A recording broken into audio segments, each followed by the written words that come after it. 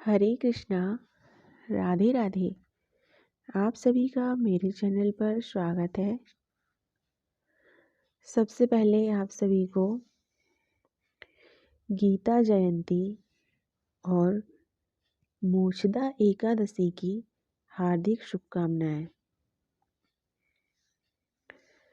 आज मैं आपको श्रीमद् भगवद गीता का द्वितीय अध्याय का हिंदी अनुवाद सुनाने जा रही हूँ।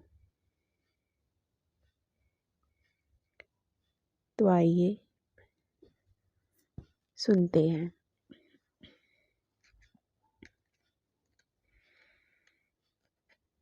ओम श्री परमात्मने नमः। अथ द्वितीयोऽध्यायः। संजय बोले, उस प्रकार करुणा से व्याप्त और आंसुओं से पूर्ण तथा व्याकुल नेत्रों वाले शोक युक्त उस अर्जुन के प्रति भगवान मधुसूदन ने यह वचन कहा। श्री भगवान बोले, हे अर्जुन, तुझे इस असमय में यह मोह किस हेतु से प्राप्त हुआ? क्योंकि ना तो यह श्रेष्ठ पुरुषों द्वारा आचरित है, न स्वर्ग को देने वाला है और न कीर्ति को करने वाला ही है। इसलिए हे अर्जुन, नपुंसकता को मत प्राप्त हो।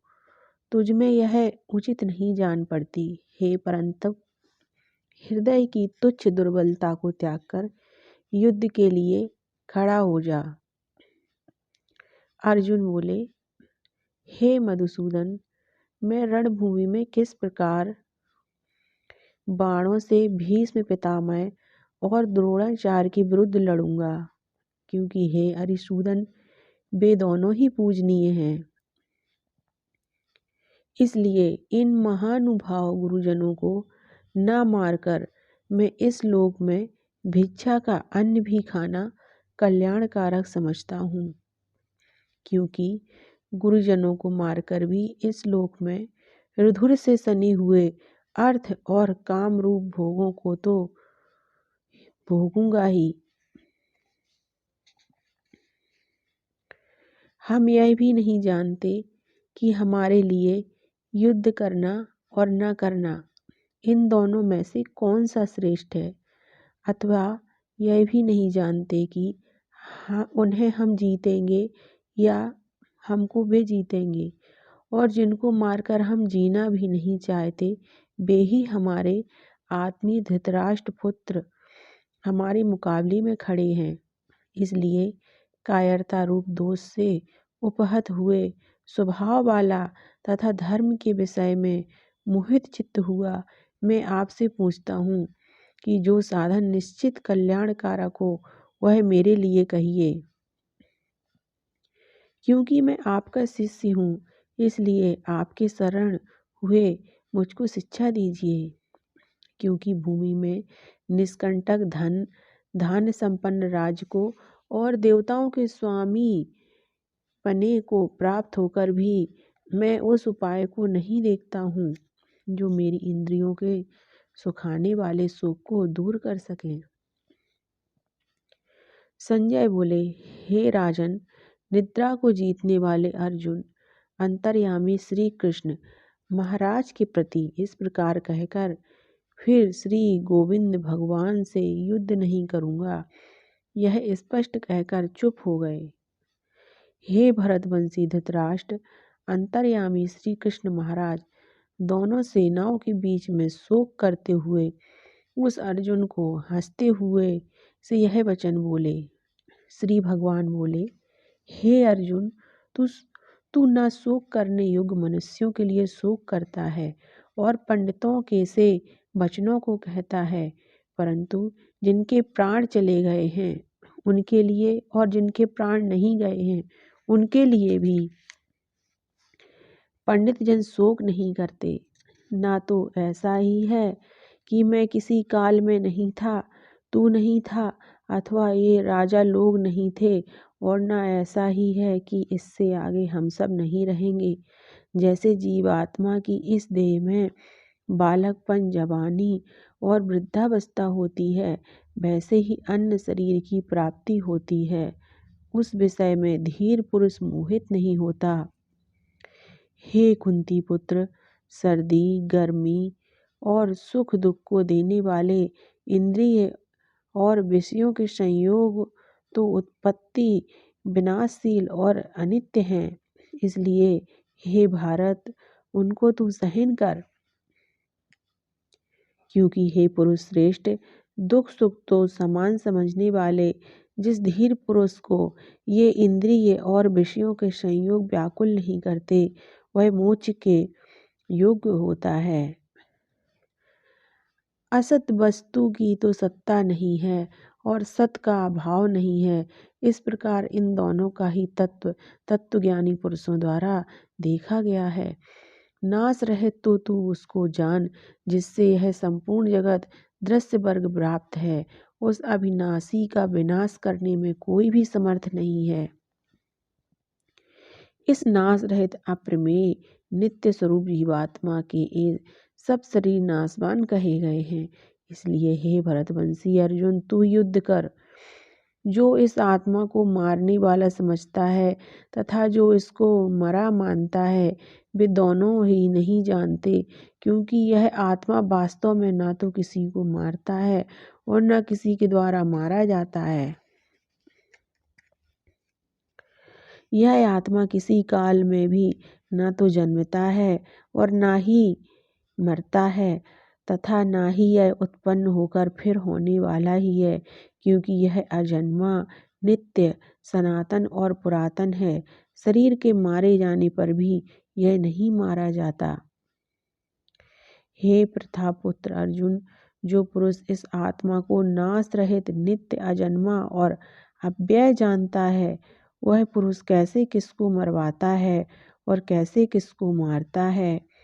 जैसे मनुष्य पुराने वस्त्रों को त्याग कर दूसरे नए वस्त्रों को ग्रहण करता है, वैसे ही जीवात्मा पुराने शरीरों को त्याग कर दूसरे नए शरीरों को प्राप्त होता है। इस आत्मा को शस्त्र नहीं काट सकते, इसको आग नहीं जला सकती, इसको जल नहीं गला सकता और वायु नहीं सुखा सकता, क्योंकि यह आत्मा अछेद्य है। यह आत्मा अदाह है, अक्लेद्य और निसंदेह अशोष्य है तथा यह आत्मा नित्य, सर्वव्यापी, अचल, स्थिर रहने वाला और सनातन है। यह आत्मा अव्यक्त है, यह आत्मा अचिंत्य है, यह आत्मा विकार रहित कहा जाता है। इससे हे अर्जुन, इस आत्मा को उपर्युक्त प्रकार से जानकर तू शोक करने के योग्य नहीं है, अर्थात तुझे शोक करना उचित नहीं है। किंतु यदि तू इस आत्मा को सदा जन्मने वाला तथा सदा मरने वाला मानता हो, तो भी हे महाबाहो, तू इस प्रकार शोक करने के योग्य नहीं है, क्योंकि इस मान्यता के अनुसार जन्मे हुए की मृत्यु निश्चित है और मरे हुए का जन्म निश्चित है। इससे भी इस बिना उपाय वाले विषय में तू शोक करने को योग्य नहीं है। हे अर्जुन, संपूर्ण प्राणी जन्म से पहले अप्रकट थे और मरने के बाद भी अप्रकट हो जाने वाले हैं, केवल बीच में ही प्रकट हैं। फिर ऐसी स्थिति में क्या शोक करना है। कोई एक महापुरुष ही इस आत्मा को आश्चर्य की भांति देखता है और वैसे ही दूसरा कोई महापुरुष ही इसके तत्व का आश्चर्य की भांति वर्णन करता है तथा दूसरा कोई अधिकारी पुरुष ही इसे आश्चर्य की भांति सुनता है और कोई कोई तो सुनकर भी इसको नहीं जानता। हे अर्जुन, यह आत्मा सबके शरीर में सदा ही अवध्य है। इस कारण संपूर्ण प्राणियों के लिए तू शोक करने की योग्य नहीं है तथा अपने धर्म को देखकर भी तू भय करने योग्य नहीं है, अर्थात तुझे भय नहीं करना चाहिए, क्योंकि क्षत्रिय के लिए धर्मयुक्त युद्ध से बढ़कर दूसरा कोई कल्याणकारी कर्तव्य नहीं है। हे पार्थ, अपने आप प्राप्त हुए और खुले हुए स्वर्ग के द्वार रूप इस प्रकार के युद्ध को भाग्यवान क्षत्रिय लोग ही पाते हैं। किंतु यदि तू इस धर्मयुक्त युद्ध को नहीं करेगा तो स्वधर्म और कीर्ति को खोकर पाप को प्राप्त होगा तथा सब लोग तेरी बहुत काल तक रहने वाली अपकीर्ति का भी कथन करेंगे और माननीय पुरुष के लिए अपकीर्ति मरण से भी बढ़कर है। और जिनकी दृष्टि में तू पहले बहुत सम्मानित होकर अब लघुता को प्राप्त होगा, वे महारथी लोग तुझे भय के कारण युद्ध से हटा हुआ मानेंगे। तेरे बैरी लोग तेरे सामर्थ्य की निंदा करते हुए तुझे बहुत से न कहने योग्य वचन भी कहेंगे। उससे अधिक दुख और क्या होगा। या तो तू युद्ध में मारा जाकर स्वर्ग को प्राप्त होगा अथवा संग्राम में जीतकर पृथ्वी का राज्य भोगेगा। इस कारण हे अर्जुन, तू युद्ध के लिए निश्चय करके खड़ा हो जा। जय पराजय, लाभ हानि और सुख दुख को समान समझकर उसके बाद युद्ध के लिए तैयार हो जा। इस प्रकार युद्ध करने से तू पाप को नहीं प्राप्त होगा। हे पार्थ, यह बुद्धि तेरे लिए ज्ञान योग के विषय में कही गई और अब तू इसको कर्म योग विषय में सुन। जिस बुद्धि से युक्त हुआ तू कर्मों के बंधन को भली भांति त्याग देगा अर्थात सर्वथा नष्ट कर डालेगा। इस कर्म योग में आरंभ का अर्थात बीज का नाश नहीं है, यह उल्टा फल रूप दोष भी नहीं है, बल्कि इस कर्म योग रूप धर्म का थोड़ा सा भी साधन जन्म मृत्यु रूप महान भय से रक्षा कर लेता है। हे अर्जुन, इस कर्म योग में निश्चयात्मिका बुद्धि एक ही होती है, किंतु अस्थिर विचार वाले विवेकहीन सकाम मनुष्यों की बुद्धियां निश्चय ही बहुत भेदों वाली और अनंत होती हैं। हे अर्जुन, जो भोगों में तन्मय हो रहे हैं, जो कर्म फल के प्रशंसक वेद वाक्यों में ही प्रीति रखते हैं, जिनकी बुद्धि में स्वर्ग ही परम प्राप्य वस्तु है और जो स्वर्ग से बढ़कर दूसरी कोई वस्तु ही नहीं है, ऐसा कहने वाले हैं, वे अविवेकी जन इस प्रकार की जिस पुष्पित अर्थात दिखाऊ शोभायुक्त वाणी को कहा करते हैं, जो कि जन्म रूप कर्म फल देने वाली एवं भोग तथा ऐश्वर्य की प्राप्ति के लिए नाना प्रकार की बहुत सी क्रियाओं का वर्णन करने वाली हैं। उस वाणी द्वारा जिनका चित्त हर लिया गया है, जो भोग और ऐश्वर्य में अत्यंत आसक्त हैं, उन पुरुषों की परमात्मा में निश्चयात्मिका बुद्धि नहीं होती। हे अर्जुन, वेद उपर्युक्त प्रकार से तीनों गुणों के कार्य रूप समस्त भोगों एवं उनके साधनों का प्रतिपादन करने वाले हैं। इसलिए तू उन भोगों एवं उनके साधनों में आसक्तिहीन, हर्ष शोक आदि द्वंद्वों से रहित नित्य वस्तु परमात्मा में स्थित योग क्षेम को न चाहने वाला और स्वाधीन अंतःकरण वाला हो। सब ओर से परिपूर्ण जलाशय के प्राप्त हो जाने पर छोटे जलाशय में मनुष्य का जितना प्रयोजन रहता है, ब्रह्मा को तत्व से जानने वाले ब्राह्मण का समस्त वेदों में उतना ही प्रयोजन रह जाता है। तेरा कर्म करने में ही अधिकार है, उसके फलों में कभी नहीं। इसलिए तू कर्मों के फल का हेतु मत हो तथा तेरी कर्म न करने में भी आसक्ति न हो। हे धनंजय, तू आसक्ति को त्याग कर तथा सिद्धि और असिद्धि में समान बुद्धि वाला होकर योग में स्थित हुआ कर्तव्य कर्मों को कर। समत्व ही योग कहलाता है। इस समत्व रूप बुद्धि योग से सकाम कर्म अत्यंत ही निम्न श्रेणी का है। इसलिए हे धनंजय, तू समबुद्धि में ही रक्षा का उपाय ढूंढ अर्थात बुद्धि योग का ही आश्रय ग्रहण कर, क्योंकि फल के हेतु बनने वाले अत्यंत दीन हैं। समबुद्धि युक्त पुरुष पुण्य और पाप दोनों को इसी लोक में त्याग देता है अर्थात उनसे मुक्त हो जाता है। इससे तू समत्व रूप योग में लग जा। यह समत्व रूप योग ही कर्मों में कुशलता है अर्थात कर्म बंधन से छूटने का उपाय है। क्योंकि समबुद्धि से युक्त ज्ञानी जन कर्मों से उत्पन्न होने वाले फल को त्याग कर जन्म रूप बंधन से मुक्त हो निर्विकार परम पद को प्राप्त हो जाते हैं। जिस काल में तेरी बुद्धि मोह रूप दलदल को भांति भली भांति पार कर जाएगी, उस समय तू सुने हुए और सुनने में आने वाले इस लोक और परलोक संबंधी सभी भोगों से वैराग को प्राप्त हो जाएगा। भांति भांति के वचनों को सुनने से विचलित हुई तेरी बुद्धि जब परमात्मा में अचल और स्थिर ठहर जाएगी, तब तू योग को प्राप्त हो जाएगा अर्थात तेरा परमात्मा से नित्य संयोग हो जाएगा। अर्जुन बोले, हे केशव, समाधि में स्थित परमात्मा को प्राप्त हुए स्थिर बुद्धि पुरुष का क्या लक्षण है? वह स्थिर बुद्धि पुरुष कैसे बोलता है, कैसे बैठता है और कैसे चलता है?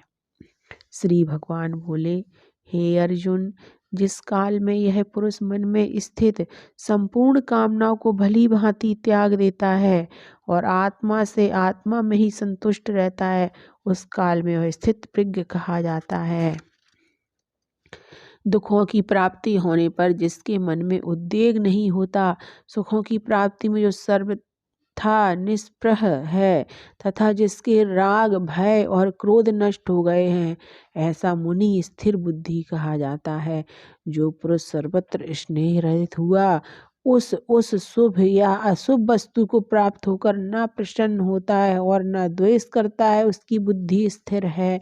और कछुआ सब ओर से अपने अंगों को जैसे समेट लेता है, वैसे ही जब यह पुरुष इंद्रियों के विषयों से इंद्रियों को सब प्रकार से हटा लेता है, तब उसकी बुद्धि स्थिर है, ऐसा समझना चाहिए। इंद्रियों के द्वारा विषयों को ग्रहण न करने वाले पुरुष के भी केवल विषय तो निवृत्त हो जाते हैं, परंतु उनमें रहने वाली आसक्ति निवृत्त नहीं होती। इस स्थित प्रज्ञ पुरुष की तो आसक्ति भी परमात्मा का साक्षात्कार करके निवृत्त हो जाती है। हे अर्जुन, आसक्ति का नाश न होने के कारण ये प्रमथन स्वभाव वाली इंद्रियां यत्न करते हुए बुद्धिमान पुरुष के मन को भी बलात्कार लेती हैं। इसलिए साधक को चाहिए कि वह उन संपूर्ण इंद्रियों को बस में करके समाहित चित्त हुआ मेरे परायण होकर ध्यान में बैठे। क्योंकि जिस पुरुष की इंद्रियां बस में होती हैं, उसी की बुद्धि स्थिर हो जाती है। विषयों का चिंतन करने वाले पुरुष की उन विषयों में आसक्ति हो जाती है। आसक्ति से उन विषयों की कामना उत्पन्न होती है और कामना में विघ्न पड़ने से क्रोध उत्पन्न होता है। क्रोध से अत्यंत मूढ़ भाव उत्पन्न हो जाता है। मूढ़ भाव से स्मृति में भ्रम हो जाता है। स्मृति में भ्रम हो जाने से बुद्धि अर्थात ज्ञान शक्ति का नाश हो जाता है और बुद्धि का नाश हो जाने से यह पुरुष अपनी स्थिति से गिर जाता है। परंतु अपने अधीन हुए अंतःकरण वाला साधक अपने बस में की हुई राग द्वेष से रहित इंद्रियों द्वारा विषयों में विचरण करता हुआ अंतःकरण की प्रसन्नता को प्राप्त होता है। अतः अंतःकरण की प्रसन्नता होने पर इसके संपूर्ण दुखों का अभाव हो जाता है और उस प्रसन्न चित्त वाले कर्मयोगी की बुद्धि शीघ्र ही सब ओर से हटकर एक परमात्मा में ही भली भांति स्थिर हो जाती है। न जीते हुए मन और इंद्रियों वाले पुरुष में निश्चयात्मिका बुद्धि नहीं होती और उस अयुक्त मनुष्य के अंतःकरण में भावना भी नहीं होती तथा भावनाहीन मनुष्य को शांति नहीं मिलती और शांति रहित मनुष्य को सुख कैसे मिल सकता है। क्योंकि जैसे जल में चलने वाली नाव को वायु हर लेती है, वैसे ही विषयों में विचरती हुई इंद्रियों से मन जिस इंद्रिय के साथ रहता है, वह एक ही इंद्रिय इस अयुक्त पुरुष की बुद्धि को हर लेती है। इसलिए हे महाभाव, जिस पुरुष की इंद्रियां इंद्रियों के विषयों से सब प्रकार निग्रह की हुई हैं, उसी की बुद्धि स्थिर है। संपूर्ण प्राणियों के लिए जो रात्रि के समान है, उस नित्य ज्ञान स्वरूप परमानंद की प्राप्ति में स्थित प्रज्ञ योगी जागता है। और जिस नाशवान सांसारिक सुख की प्राप्ति में सब प्राणी जागते हैं, परमात्मा के तत्व को जानने वाले मुनि के लिए वह रात्रि के समान है। जैसे नाना नदियों के जल सब ओर से परिपूर्ण अचल प्रतिष्ठा वाले समुद्र में उसको विचलित न करते हुए ही समा जाते हैं, वैसे ही सब भोग जिस स्थित प्रज्ञ पुरुष में किसी प्रकार का विकार उत्पन्न किए बिना ही समा जाते हैं, वही पुरुष परम शांति को प्राप्त होता है, भोगों को चाहने वाला नहीं। जो पुरुष संपूर्ण कामनाओं को त्याग कर ममता रहित, अहंकार रहित और स्पृहा रहित हुआ विचरता है, वही शांति को प्राप्त होता है, अर्थात वह शांति को प्राप्त है। हे अर्जुन, यह ब्रह्म को प्राप्त हुए पुरुष की स्थिति है। इसको प्राप्त होकर योगी कभी मोहित नहीं होता और अंत काल में भी इस ब्राह्मी स्थिति में स्थित होकर ब्रह्मानंद को प्राप्त हो जाता है। श्रीमद् भगवद गीता द्वितीय अध्याय समाप्त हुआ। हरे कृष्ण, राधे राधे।